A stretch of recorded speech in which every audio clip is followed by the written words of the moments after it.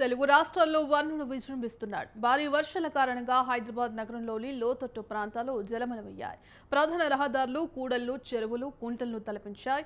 పలు చోట్ల ట్రాఫిక్ కు అంతరాయం ఏర్పడింది. చాలా చోట్ల మోకాలి లోతు వరద నీరు ప్రవహించింది.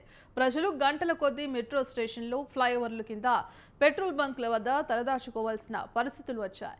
ఇక పలు కాలనీల్లో చెట్టు విరిగిపోవడంతో విద్యుత్ సరఫరాకు కూడా అంతరాయం ఏర్పడింది. ఈ నేపథ్యంలో భారత వాతావరణ శాఖ కీలక ప్రకటన చేసింది.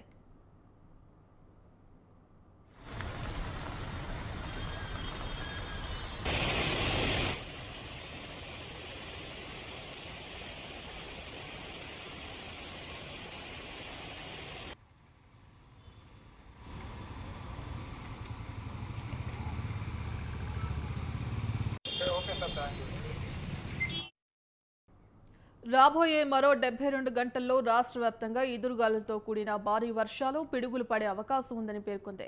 ముఖ్యంగా మహబూబాబాద్, వరంగల్, హనుమకొండ, జనగామ, సిద్దిపేట జిల్లాల్లో ఐఎండీ అధికారులు ఎల్లో అలర్ట్ జారీ చేసింది. ఈ జిల్లాల్లో భారీ వర్షాలతో పాటు ఉరుములు, మెరుపులు, పిడుగులు కూడా పడే ఛాన్స్ ఉందని తెలిపింది. మిగిలిన జిల్లాలో తేలికపాటి నుంచి మోస్తరు వర్షాలు కురిసే అవకాశాలు ఉన్నాయి. నైరుతి రుతుపవనాలు రాష్ట్రంలో చురుకుగా ఉండడంతో రానున్న 4-5 రోజుల పాటు వర్షాలు పడే అవకాశం ఉందని వాతావరణ శాఖ తెలిపింది.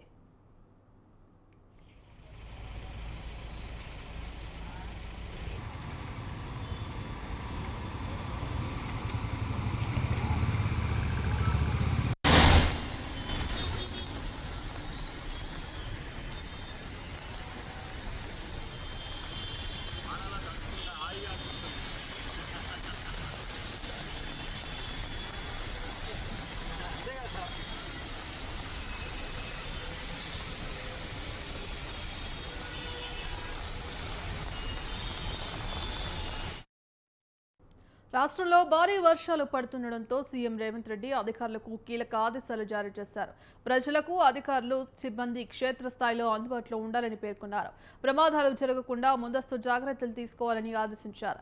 ఎక్కడైనా విద్యుత్ సరఫరాకు అంతరాయం ఏర్పడితే వెంటనే సాధారణ స్థితికి తెచ్చేందుకు అవసరమైన సామగ్రి ముందుగానే సిద్ధం చేసుకోవాలని పేర్కొన్నారు.